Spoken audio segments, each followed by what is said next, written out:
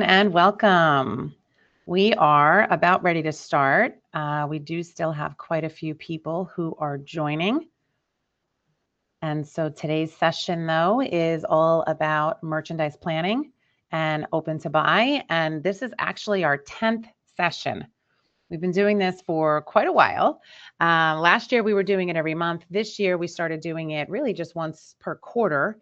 But all of the recorded sessions are on YouTube. I will share the link at the end of this session for any of you who are new and want to go back and watch some of our recorded sessions.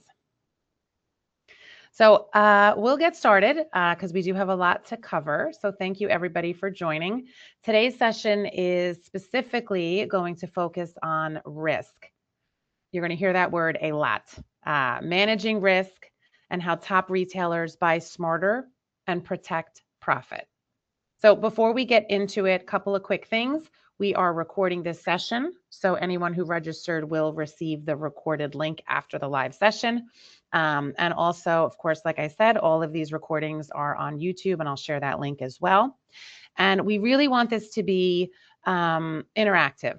So while you can't speak, you can absolutely chat questions over. So on the GoToWebinar pane, there is a chat and there's also the question area. Feel free to ask any questions all throughout.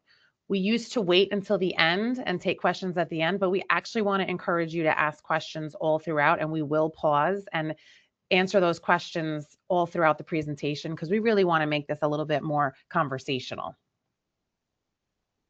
All right, so with that, we will jump in. So some quick introductions of the crew here today. It's our usual crew. We have Jeff Sward, founding partner from Merchandising Metrics.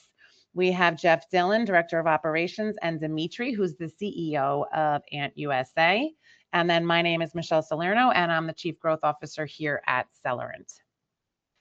So Jeff, kick us off. Just introduce your company a bit for those on the call who aren't familiar with you and Merchandising Metrics. Great. I am Jeff Sward. I founded with a partner Merchandising Metrics about 10 years ago. But basically, I grew up in retail and wholesale, department stores, specialty stores, Macy's, Saks, Abercrombie, American Eagle. So I've done open to buy and assortment planning a couple of times over the years, and now I work with brands and retailers on what I call strategic assortment planning, which really tries to get everybody to examine more from a 360-degree angle than I used to do, but I now know I should have been doing. So thank you for joining us. Thanks. Just a couple times over your years, right? All right, so next is Ant USA, and I think Jeff is going to introduce. Yeah, thanks for having us again, Michele. Dmitry and I have done over 100 plus implementations of merchandise planning and open to buy systems. I've actually been on your side of the fence. I've been a merchant or buyer, inventory control, and we really just help retailers make more money. It's all about taking this risk we're going to discuss, and as much as possible, laying out the plan in a systemized way that everyone can agree to and agree on, and a comprehensive view. And we've talked about the disciplines of merchandise planning. That's less of what we're going to talk about today, but we help support all of that. And again, thanks for having us. And we have several retailers on today's session who are already using our Celerant software. But for those of you who are not, Celerant, we are a retail software provider. So it is your complete system for your brick and mortar, all your in-store, your point of sale, your inventory, plus your e-commerce. We can develop websites, mobile shopping apps, even digital marketing. It's all connected, all your sales channels on one system. Our two systems are the logos on the bottom there, Cumulus and Stratus. Both of our software platforms integrate with Ant USA. You also have two platforms, sort of an enterprise level, and one meant for SMB, smaller businesses, much like we do. So we very much work together. And Dmitry, I think we've worked together for 20 years at this point, something like that, close to it. Maybe more. So at Celerant, though, we have 8 offices, a team of almost 250, and we serve retailers across all different vertical markets. Whether you are a sporting goods store, clothing and apparel, bookstore, pet store, you name it, we've got lots of retailers in those markets. All right, so our sessions tend to be higher level conversations and topics. And one of the questions, or should I say the feedback that we had last time, was the audience would really like a deep dive. Pick one topic and really go a bit deeper and get more into the nitty gritty. So that is what we're going to do today. And Jeff Sward is actually going to be taking the lead today, talking about risk. And so I just put up here a couple areas in which we are going to focus, but we're going to talk about the different types of risk, right? Today's risk, we're really talking about inventory. Other risks, of course, competitor risk, technology risk, and then just risk management, the different layers of risk. And Jeff is going to really break all that down.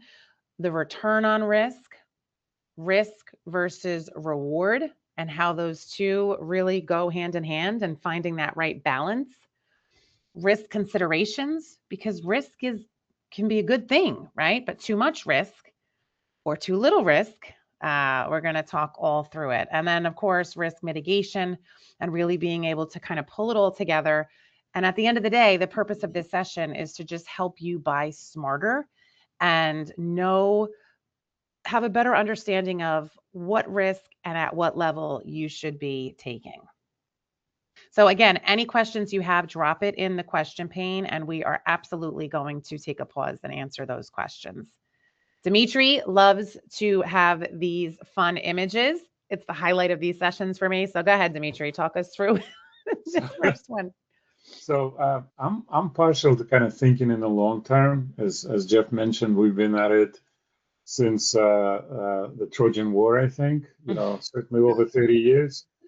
And, it's very important to realize that if you're in a long haul journey rather than just a sprint, you're always dealing with a large variety of inevitable risks. Now, these risks are all different.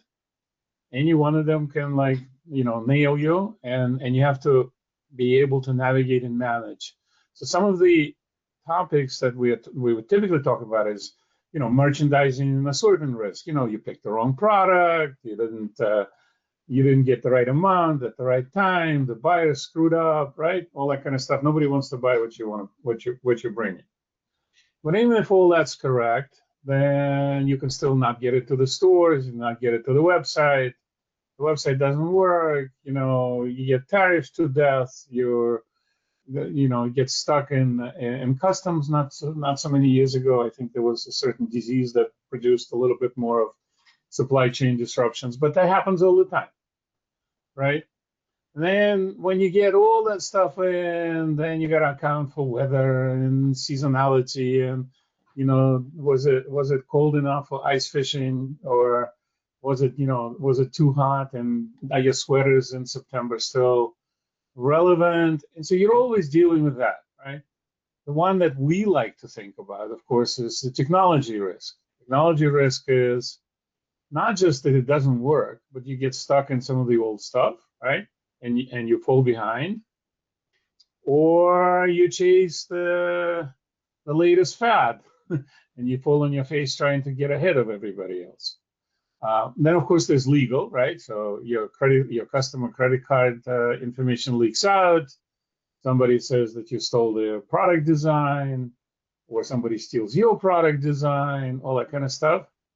And how do you navigate around all that? There's a very, very large amount of arbitrage, which is another fancy way of saying evaluating risks and trying to figure out what's worth it and what's not. But you're always on that sea of risk. There's nothing you can do about it except to try and beat the odds. Okay. And we appreciate your virtual backdrop today too. You're in that deep dark sea of.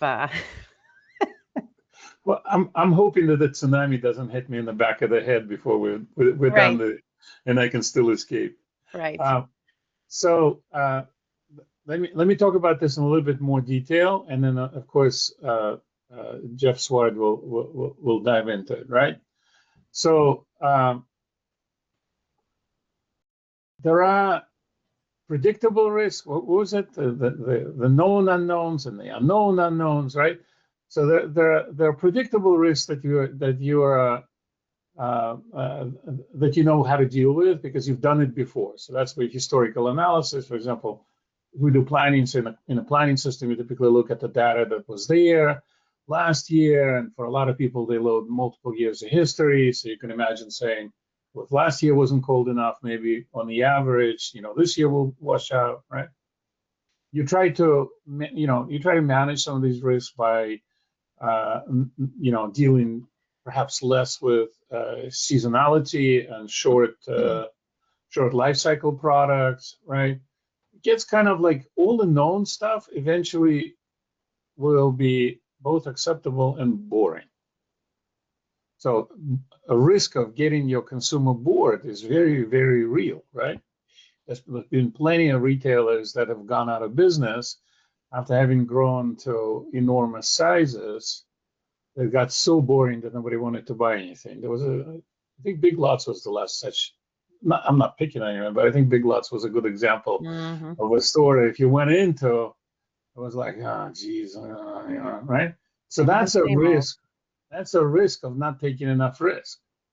And then, of course, you have the crazy stuff where, you're trying to sell, polka dotted suitcases, and maybe people will buy them, and maybe you'll be stuck with a lot of that stuff, and have to plan out of it. So it's all about balancing, right? You accept a certain amount of information that's known.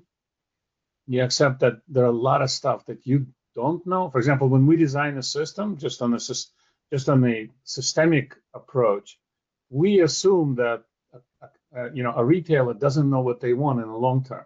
In other words, they know what they want today, but we design our systems to manage the unknown so that we can flex the configurations and the data requirements and the business processes for the things that today just aren't visible, right? And I think this is true not just in terms of technology, but in terms of constructing the way the business runs in general. And it's certainly true in the way you run the retail, because retail is what? Is chaos, right? Organized chaos. Anytime you face millions of consumers, right? They're fickle, they can get rained on, and all that kind of stuff. Anytime you face the consumer, your life becomes less and less predictable, which is why we love this industry, because it's so much fun. So the question is, how do you deal with it in an organized manner? How do you build out the portfolio, and how do you combine the low risk, predictable, boring stuff with the higher risk, potentially profitable, exciting stuff? And that mix is what Jeff Sward is best at. Okay, well, with that, let me just go back to one word that you just used, and that is portfolio. What we're really talking about here is building a portfolio of product. Risk is not a black and white issue. There are layers of risk because there are layers of knowns and unknowns, because there are layers of seasonality. And it's this gradation of risk that, the whole job is to balance it at some point so that for your particular business, it's the right balance of, the boring stuff and the really exciting stuff. So with that, we'll jump in. And this is my favorite image. I happened to be talking about risk with my partner many years ago, and he was thumbing through a bunch of graphics, and he was just about to throw this one away. And I said, "Stop! That's perfect." Because here's this young person who's strapped a rocket to their back. They're about to take on all this risk of going to the moon, but they think goggles and a helmet is all good. What could go wrong? And they're happy. And they're happy. They're happy. And to me, this visual spoke to how too many retailers view risk. They grab a helmet and a pair of goggles and they think Hope they're for the good. best. When I think it's a lot more complicated than that. So I think now's a good time to get into the complications. And one more slide to further kick Jeff off. You know, we talk about layers. We talk about weights of the layers also, and you know, there could be a scale almost on this slide where if you don't differentiate, you stay in your comfort zone of assortment. We think that's low risk, but you may be presenting a risk by not keeping up with the market, not providing a better view, as Dmitry mentioned with Big Lots. You know, and of course, your merchandise assortment, your market, your geography, all of that is part of the layers of deciding how deep and broad to go into an experimental / risky assortment expansion or even contraction. So that's really what we're talking about here is, you know, we love what's predictable, but we love to grow. We love our margin, want to squeak out another point, but golly, well, how about if we squeeze out 2 points? Well, there's risk and cost likely associated with trying to squeeze more margin. All of those, and it's cliche, but we'll call them levers, play into risk as well. And Jeff's going to give some examples of that in certainly verbal and visual context that helps reinforce this. And again, regardless of the merchandise that you offer. Go ahead, Dmitry. So, you know, we have sort of a saying, you know, those who don't make bets don't drink champagne, right? Something like that. So, you know, in terms of sort of forecasting going forward, the least risky is a full-blown replenishment strategy, right? So I sell one, I put another one into the store. That's it. What do I risk? Well, you risk stockouts and so on and so forth, but that's completely defensive. And you know, some of our clients run, you know, ammo and birdseed and what have you, and they may be making 15, 18% on that. But that's like predictable, boring, and maybe profitable, maybe not, depending on the carrying. The carrying cost of inventory nowadays is about, I think, usually averages about 11% a year. So if you're making 18% on something, you're barely squeezing some out. So it's a small reward, right? But it's predictable. And then we have some customers whose initial markups on those polka dotted suitcases or cruise ship offerings or something like that, maybe upwards of 90%, right? Museums are really famous for that. So museums, when they sell imprints of their own products or something like that, their initial markup is above 90%. Now, what if you run that show and people don't like the artist and nobody buys it, right? And that's another risk. But if you can sell stuff at 70% on the average, even after markdowns, that's a lot of money on the table. And so, if you can navigate the risks, the payoffs are usually greater. And if you can navigate them predictably, you can build a long-range offering that your consumer will enjoy and reward you for that.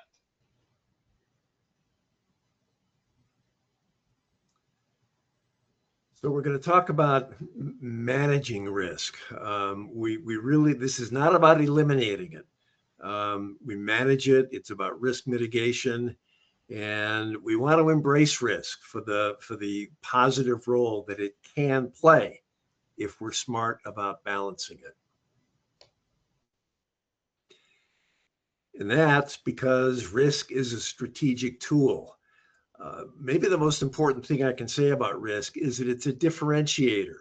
If you can somehow stand out either as a brand or as a retailer from the competition, then that becomes a compelling conversation with the customer.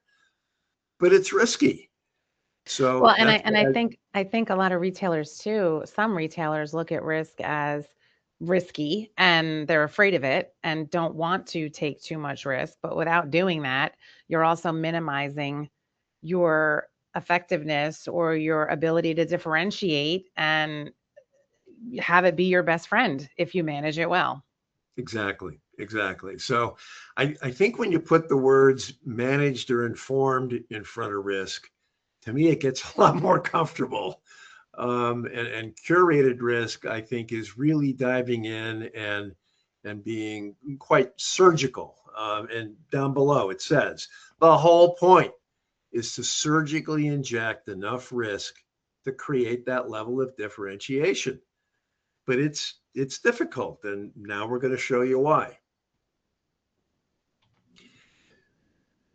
We start talking about the whole risk reward trade-off. As a retailer, you've got branded products or you've got private label, two very different equations that offer different levels of risk and different levels of trade-off or different levels of margin opportunity. So how do you strike the right balance between those two worlds?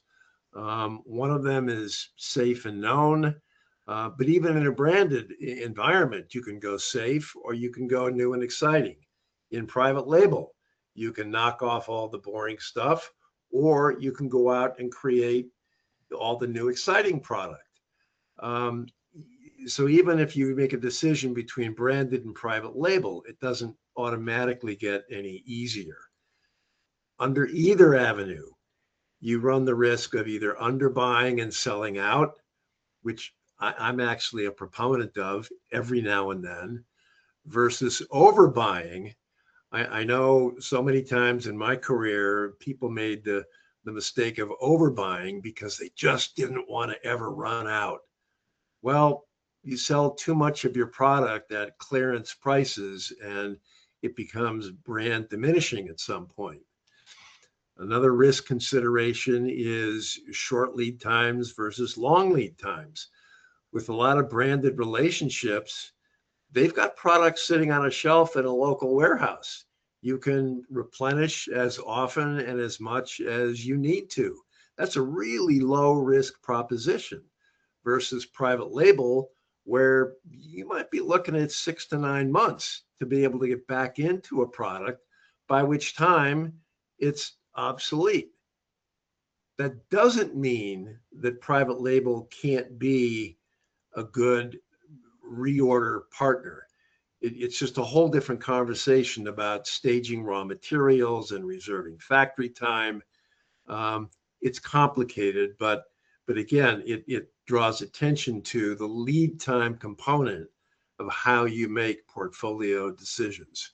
So Jeff, And there's levers there. Excuse me, Michele. You know, we get enticed by the offshore buys because of the margin.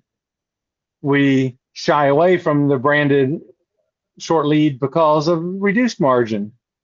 So every one of these decisions has three of your layers and levels to it that are always at the forefront of our consideration. Right.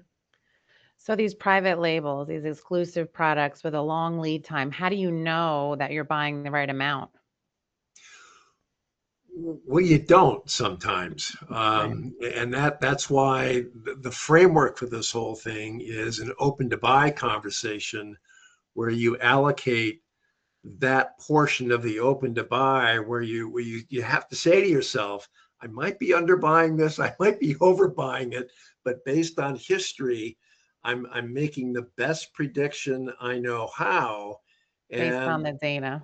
yeah, but it's almost impossible to sell out of the last piece on the specific day that you want to sell out on. It's just the nature of the beast. And it has to be based on data, not on your gut. Right, right.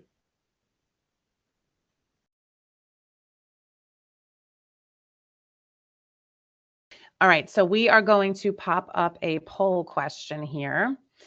So how do you currently talk about or include risk as a call out in your strategic assortment planning process? Does risk even have a seat at the table? So let me launch this poll. All right, I launched the poll, so you all should be able to go in and select what applies to your business. So again, the question is, how does risk factor into your strategic assortment planning, or does it even have a seat at the table? So answer 1, we embrace risk, eyes open to stand out from our competitors. Answer 2, we see risks upside, remain cautious, and try to minimize it. 3, it's never even remotely discussed. Or 4, simply not sure. We need to hear more. So, all right, the votes are coming in. Go ahead and select the best answer for your business. Oh, here we go. Okay, it took a minute for those to start coming in. Got to wake everybody up. We love asking these poll questions because it really gives us a good feel for who's here and who's in the audience. And so then it helps us really guide our conversations based on the responses. Okay, we're at 55%. So half of you have not selected. So go ahead. We'll leave it up for, a couple more seconds here. Get a couple more answers. Just trying to get a feel for how you all embrace risk or not. All right, we're at 68%. I am going to, oh, wow, look at that. It's a 50-50 split. Still coming in. Okay. I'm going to end it and share it. So go ahead, Dmitry. So I'm gonna say something. So the fact that A, it takes a while to answer, and B, not everybody answers, speaks to a hidden personal risk. So it has nothing to do with anything else. We're talking about organizational risk, right? Is the company betting on replenishment? Is it betting on private label? Is it betting on this and this? But I'm going to say something else. When my kids ask me what I do at work, I say corporate therapy. Most of what I do is corporate therapy. And you know why?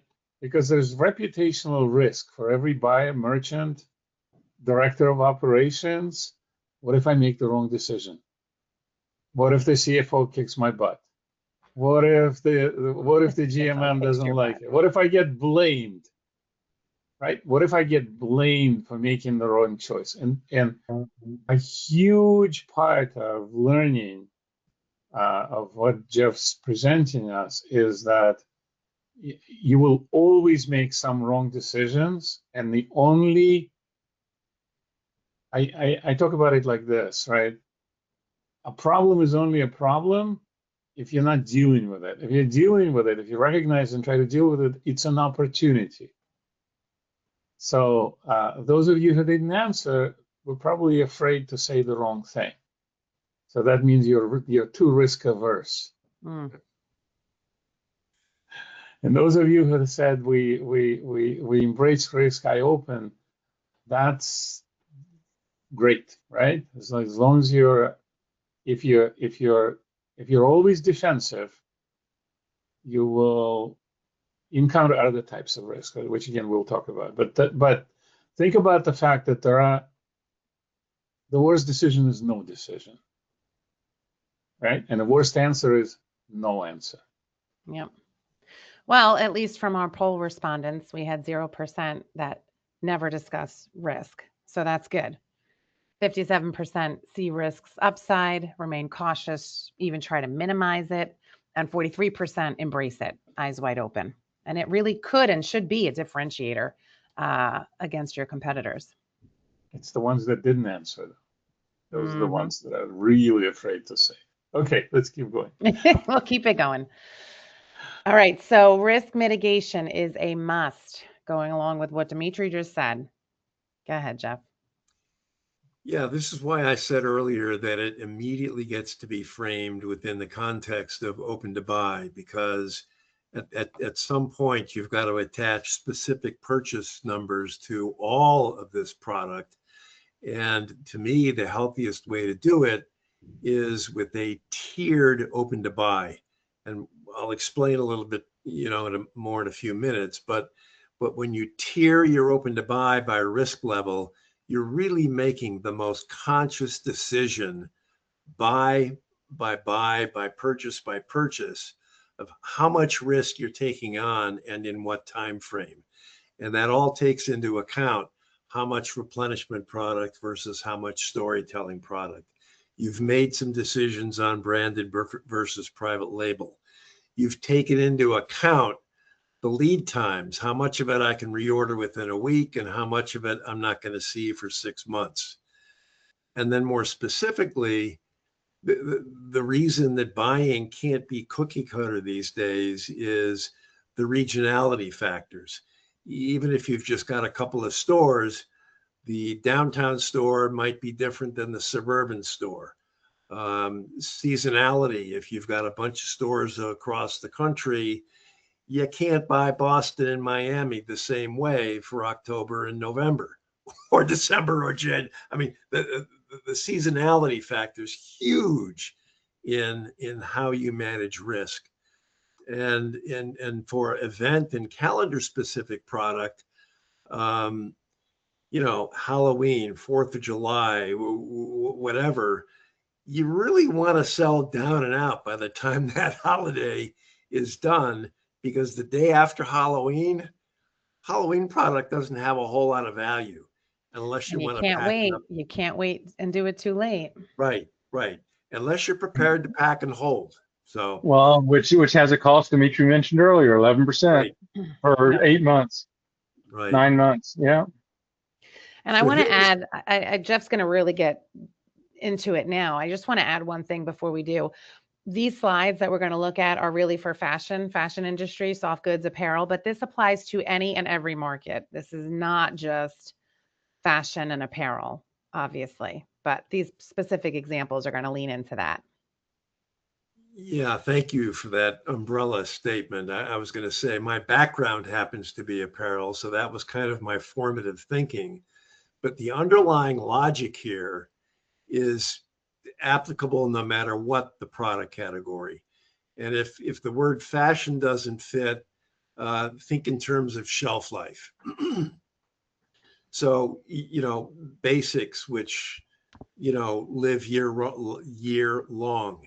Seasonal key items, which by my definition would be roughly 6 months, spring, summer versus fall, winter.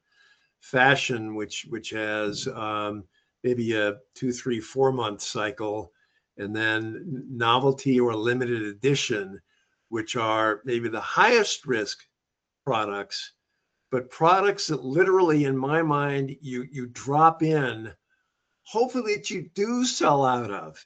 You create a little fear of missing out with some of this higher risk product, but it's the way to constantly freshen and inject newness into the inventory. And the gradation is simple: low risk to high risk. And here we go, more definitional: seasonless, broadly seasonal, very seasonal, highly seasonal, with the shelf life indications that I've put in down below. So again, if fashion and apparel isn't your thing, it can be all about a shelf life consideration that you make consciously at the beginning of the process. You don't want a store full of 12-month product, and you don't want a store full of constantly rotating 1-month product. It's the portfolio you create that balances across the seasonality and the shelf life. If I can jump in, this is very true. Did you go back for a second? I just want to say, I was just thinking, like yesterday, I was working with somebody who's got essentially no broadly seasonal, no seasonless, and very seasonal is almost their basics, and they just run out of stuff all the time. It's a very successful retailer, right? And then on the same day, I'm working with somebody who's selling, ammo and, and work boots, and that stuff more or less sells, throughout the year at lower margin. And I have to say that both of them suffer. Both of them are trying to maximize the margin, right? One is leaning very heavily into this kind of short life cycle items, right, and product categories, and it's frenetic. And the other one is like, we can't ship the product out of the store fast enough because it's low margin and it's heavy. But how do we increase the turn, and how do we improve the margins? So if your portfolio is unbalanced, literally, I'm just thinking about yesterday's workload. That's like I can see the examples on both edges of that. And let me add to that. In the eyes of the customer, while a retailer wants predictability in their inventory and rates of sale, a customer also wants predictability. When they want some of that basic product, they want to go to a retailer that they know they can go to get it. But gee, wouldn't it be nice if at that same retailer there was some level of unpredictability where they might find something new and interesting? And so when you look at it from the customer's point of view, you also want this portfolio of product. One word: cost code. There you go. There you go. It's like, they stopped selling it. Why? And then it's like, oh, this is cool. You could do worse than running a Costco-like retailer. Here, I wanted to talk about the role that data can play in both developing and assorting product. In other words, in basic product, data plays a huge role. And this year's data on basic commodity replenishment product can play a huge role in predicting demand even the following year. And there's not a whole lot of design going on sometimes in this product. It was designed, it's on the shelf, it's a basic, it's now a replenishment business. Design does not have a big role there. You get down to the red box, and even if you've got a whole bunch of bestsellers of high-risk product from this year, the SKU level selling data on that product really can't be used in predicting next year's product, because next year's product is all going to be new. So, yeah, I mean, you can get some clues about color and fabric and silhouette. Price ranges and category. Yeah, Right, there's some stuff, right? Right, but especially in the apparel business, where the whole point is new and different, but yeah, within a couple of knowns. So that's why this graphic looks the way that it does, with data taking a diminished role and design taking an increasing role as the varying risks are looked at. And then the call out here is, how can data play a bigger role in the orange and red boxes? And that's a whole supply chain conversation where you've got to have a very close relationship with the factory and an agreement on a whole calendar that says, if I give you an order by this date, you'll make it by this date, you'll ship it by this date, probably by airplane. And you can respond in season to that kind of product, but that's a narrow range of product. And while it might reduce the risk on everything, it's also expensive, if only because of the air freight. So that there's a whole dichotomy of design versus data relationship here that has to be looked at. Again, it's all layered, it's tiered. Actually, there's a joke built into that as well. I think the last session we did on how to build a merchandise hierarchy. Mm-hmm. We go back one slide for a second. You can think of it like this: SKU level data is unpredictable, short life cycle, right? You can't forecast off of it. right? You come up the levels of hierarchy to brand, to class, to department, to a collection, and SKUs come in and out, and the business continues. So actually embedded in those 4 blocks is the idea that the data is much more reliable for predicting the future at consolidated levels, right? And we know that, like when we do like, algorithmic forecasting, right? I can forecast at the class level to the end of next year sometimes, right? But the forecast at the SKU level, the SKU exists for 6 weeks or 3 months, and try to predict how it's going to do next year or its replacement, it's almost impossible. So these 4 blocks, you can also think of them as, I hate to say this, department, class, collection, SKU, or something like that. And the higher up you go, the more predictable it is. Good point. Yep. Here we begin to put some pictures to all of this conversation so that it gets to be very, very real. And when we talked earlier about breadth of acceptance and embrace, it simply means that a lot more people are going to buy that blue chambray shirt on the left for $98 than are going to buy the heavyweight jacquard shirt on the right for $398. But that shirt on the right, those 2 shirts in the orange and red boxes, that's what makes life interesting. That's where the storytelling is. So you wouldn't want to not buy those. You just want to be careful about how much of those you buy. And in what size ranges, maybe. Right.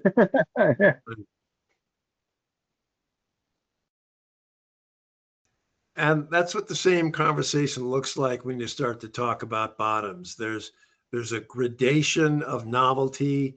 There's a gradation of price points. And oh, by the way, there's a gradation of manufacturing inefficiency. If you go to reorder the basic, well, that's a whole lot simpler than the amount of production time it takes to reorder, to manufacture the product in the orange and red boxes. And safer. And safer, right? Okay, there's a lot of information on this slide. And if it looks like it's a lot of moving parts and it's complicated, that's because there's a lot of moving parts and it's complicated. It's complicated, yes. And by the way, shameless plug for all 3 of you. This is why these guys are here to help with all of this complication. When I really first started to do this slide, and I kept finding myself wanting to shoehorn in more and more. Oh, wait, I got to talk about this. But the whole point here is to take each of these tiers of product and then talk about below what the difference is between predictability and seasonality and shelf life. And, then at the bottom, so there's minimum differentiation and maximum differentiation. There's sleepy storytelling and great storytelling. There's high maintained margin and low maintained margin, because that's where the markdowns live. There are no markdowns in the green box. There's a whole bunch of markdowns in the red box.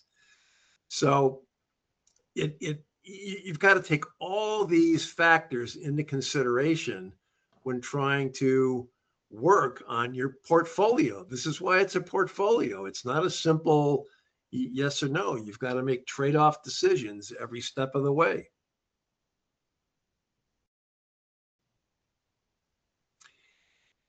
And I've mentioned the supply chain a couple of times here. Again, I'll just emphasize that under the green box, you've got a supply chain that is totally predictable and plannable and totally efficient, as opposed to you go up the risk scale, you go up the scale of novelty, and the sheer difference in fabrication and design styling and the details of manufacturing complicated product, whether it's apparel or anything else. It just means that the whole supply chain is managed completely differently. And you go from a continuous oiled machine to a factory constantly having to reset itself. And that just, again, it just has to be taken into consideration. I'd beg, though, Jeff, that we all, though, owe it to ourselves to reduce risk, to always keep that chambray shirt in mind, though. Always be evaluating its material origin, the factory you're using, or the factories, the vendor relationship. While it's feels like it can be autopilot, it's risky to assume it's autopilot without always wondering what can break. And Dmitry brought up an example. It's hard to overcome, certainly. That's that disease thing that hit us a few years ago. But there's many other things that can impact that chambray shirt also.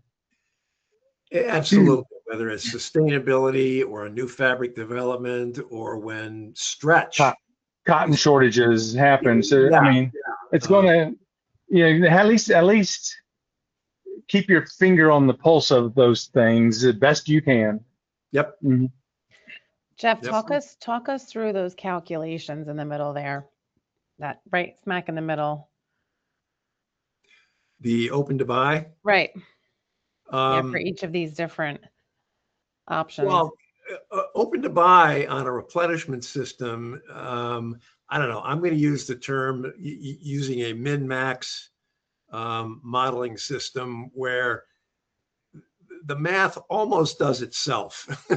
You've got an inventory plan that with a maximum and a minimum, you've got. It's just simple. It's just staple order products. lead times, and it can be you can do an algorithm with it. Everything else is contingent upon the variables of the raw materials. If it's not fabric, even if the fabric is simple, the trim might be complicated. Even if those two are simple, the embroidery might be complicated. All of the variables that go into how you figure that is just the only one that's easy is the green box.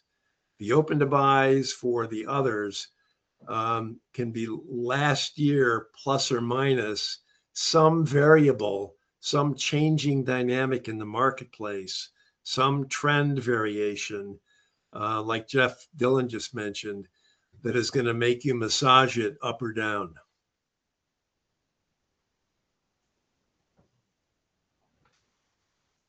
Okay, here's what the math actually looked like in one business that I was involved in. This was a branded business. But this is why, this is the reason it's complicated. So just to walk through this, in basics, for this business, it was 25% of the sales, but 50% of the profits. Key items were 30% of the sales, 40% of the profits. Fashion, 30% of the sales, 20% of the profits. And the most novelty limited edition product, 15% of the sales, but we lost money on that product. Now, some accountant might say, well, that's obvious. You don't do any of that stuff. And the reply to that is no. That's the stuff that is the most differentiating. That is the product that really sets you apart. And I don't view that so much as a markdown expense as I view it as an investment in the brand. It's almost a marketing expense, or it's what creates the halo effect of the brand. And I guess I should call out here that this was Polo Ralph Lauren boys wear. It was a couple of years ago, but there's no way we would not have done the product in the red box, because that's the product that said, I'm Ralph Lauren. I stand out. This is what the brand stands for. But it also means because you eyes open know that that's where all the markdowns live, that you're going to be very careful And how about much? how much of that product you buy and what stores it goes into. There are And some this is places or this some is the open to stores. buy buckets you were talking about earlier also. Exactly. Yeah, the That's colors why, are all in sync. Yeah. and that's why I used the word surgical earlier, because it's door by door, fixture by fixture, in terms of how you populate any given store. Some So stores can we handle a certain amount of that product, other stores can handle more. Door by door. door by door. We have some questions rolling in. One of the questions a little bit earlier was, how do you know the right percentage of products for low versus high? And this is really like, this is one example. And I don't think there's any rule per se. If there was, it'd be easier, right? It's going to be really based on the industry, your historical data, the trends. It will, and I'm going to mention one thing else that we'll touch on later, but one of the most useful things you can do is walk your stores at the end of the season. Hmm. I mean, walk the stores. Don't sit at your desk and read a spreadsheet. Walk the store. And when you're in a store looking at a room full of unsold inventory on January 31st, and it's the end of the selling season, and you're looking at all this unsold inventory that you thought was the most wonderful stuff in the world because you wrote the POs for it 9 months ago.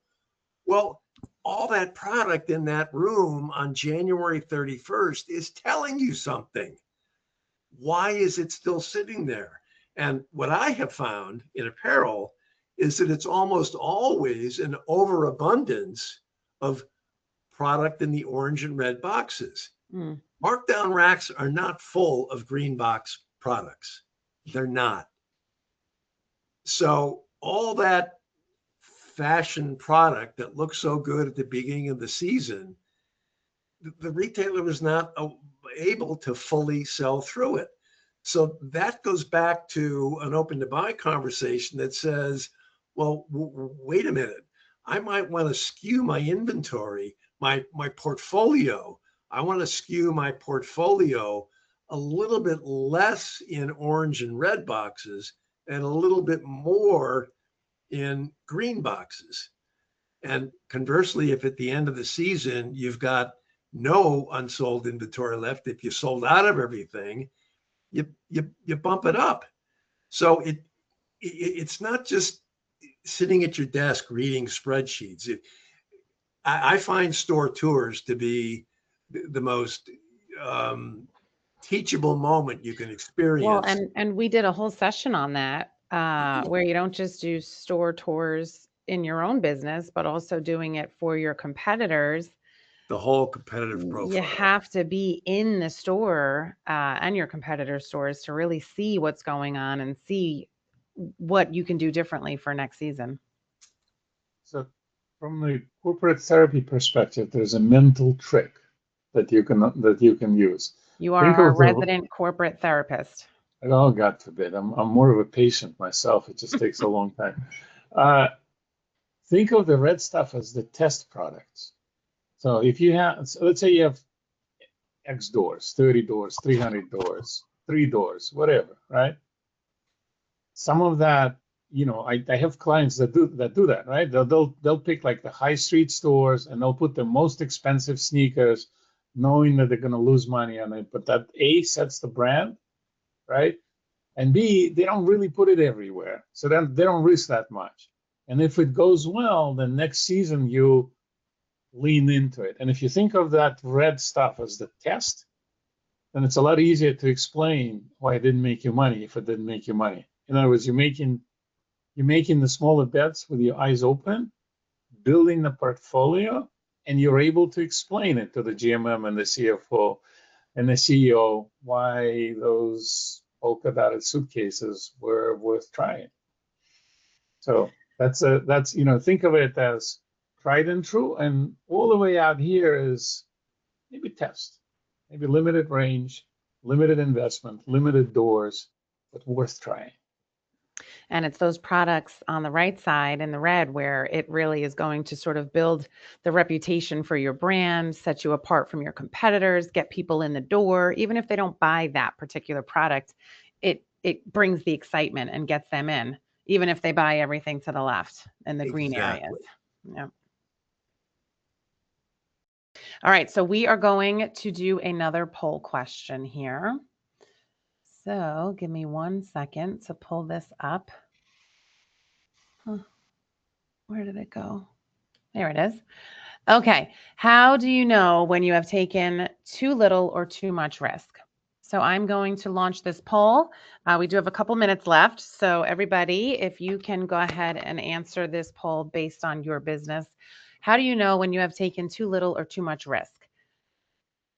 Answer A, it's just not a metric we talk about. B, no such thing as too little risk. 3, if our markdowns are over plan, did we take too much risk? I will say you don't always plan your markdowns, right? So if you're just taking too many markdowns, did we take too much risk? And then the last option there, end of season postmortem reveals risk gaps. And we had a whole nother session a couple months back or a year back on post-mortem, end of season. And I think we did it in January, right? Right after NRF. If you're not doing that at the end of every major season, you need to as a team. All right, we are at 45%. So we're going to leave it open for a couple more seconds. Go ahead and place your vote. There we go. All right, I am going to close it and share it. Dmitry, go ahead and read those results. So this is actually kind of a little bit predictable. Everybody detects it physically. We're all still physical beings, even in the age of AI, right? If you go into the store and if you look in a warehouse and you have too many of these things left over, you probably took too much risk. My guess is it's not even in the design. It's probably you didn't plan well enough. But then again, I would say that, right? It's one of the classic mistakes that we talked about in one of the earlier sessions is receipts, product that comes in too late, right? So there might be also a problem in that Christmas stuff arrives in January. But generally, people look at, I had to clear it, and most important, end of season inventory is too high. To go back to what I was saying before, 11% is actually on the low side. Doesn't pay storage. You can imagine the product that you can pull back has to be at least at the following margin. Here's a simple rule of thumb. Your annual carrying cost, let's say it's 11%, and your cost of transaction, maybe that's 10%, maybe it's 5%, whatever it is on that type of product, right? If those two are above your selling margin combined, you should clear it. Don't hold it. You'll lose money by holding it. That's another type of risk is holding on to stuff for too long. Anyway.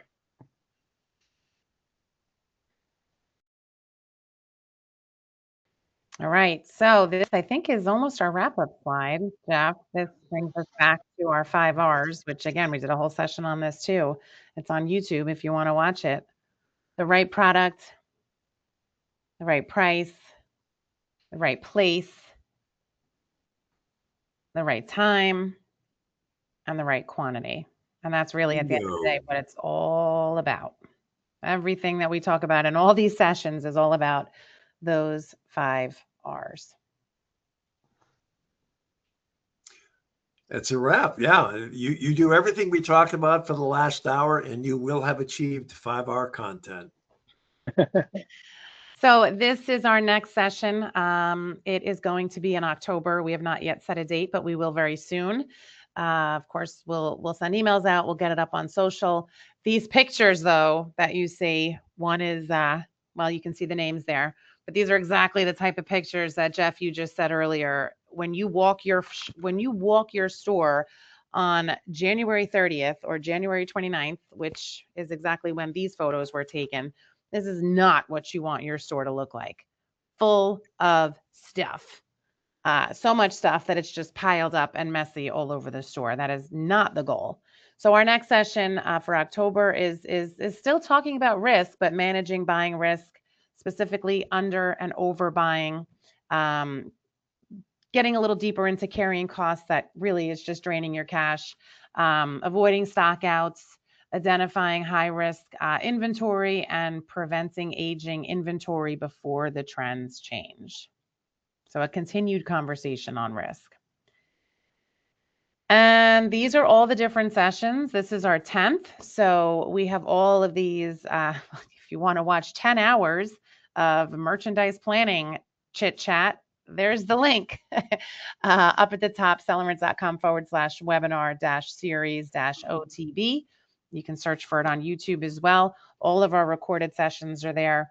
And we've had hundreds of retailers who've participated and been involved in these sessions.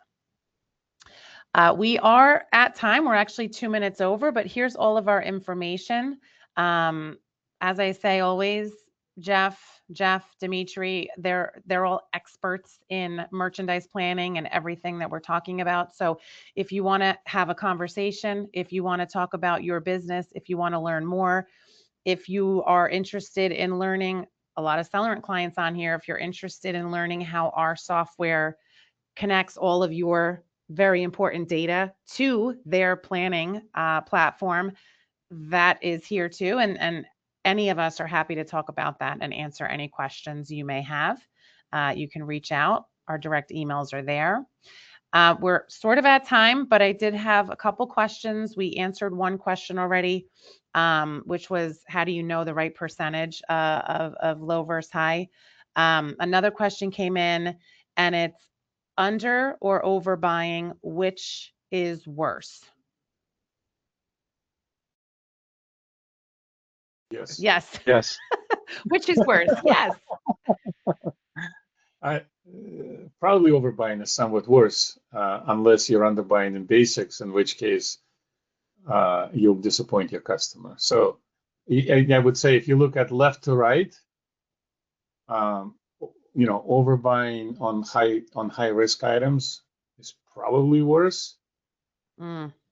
And underbuying on basics is probably worse for different reasons. But I think that's a great way to put it. I would have said you never want to underbuy the green box stuff. You want to be very careful about the extent to which you overbuy the orange and red box product. And if you sell out of orange and red box product every now and then, I think that's a good thing. That's okay. Because there's something else you're not going to sell out of. And it just means that, you sometimes are under, sometimes are over, but that to me is a pretty healthy sign that, your bell-shaped curve of thinking is operating well. And the key there is, when did you sell out of it? Mm. Right. Well, that goes on along. the first week of the season, or the 6th week of the season, or the 10th week of the season. And Well, those are all things to memorialize. And Jeff, that goes right into the next question, which is there a magic recipe to when you should set your markdowns? yeah, the earlier the better. The earlier the better. Sell your swimwear when it's still warm, because you're gonna give it away in October if you're in Boston. And we mentioned earlier very briefly entry and exit dates. And if all of your products have pretty hard exit dates, and if you're watching weeks of supply as the season progresses, the weeks of supply relative to the end date, exit date, is going to tell you when to take the markdown. Weeks of supply is a key number. Absolutely. And, we've been having a lot of conversations too at Celerant with a lot of our retailers who are starting to use the automated store replenishment feature that we have in the software. And what I always recommend is those staple products, which would really be the green ones all the way to the left, the basic products that you never want to be sold out. You set that min max, you put that on an automated replenishment, and you don't think about it. But the higher risk products, you definitely are not going to be doing that. And like Jeff, you said, it's okay to sell out. Better to sell out than have way too much left. All right, one last question, because we are over. I am using Celerant's Cumulus system. How can I integrate? So we have our integration with Ant USA. We have Cumulus, and then we also have Stratus. And Dmitry, on your end, it's Buyer's Toolbox, which is your more enterprise level, and then what is it? Retail Optia, which is more of the Cumulus. Optia. Yeah, it's just a simpler version of basically the same software, right? So, I think the integration questions go to your team, really, right? Yep. But, yeah. If you are, I mean, and we have some Cumulus retailers who are using Buyer's Toolbox. So it's not necessarily a direct one-to-one. It's based on your business and your, which level is going to work best for you.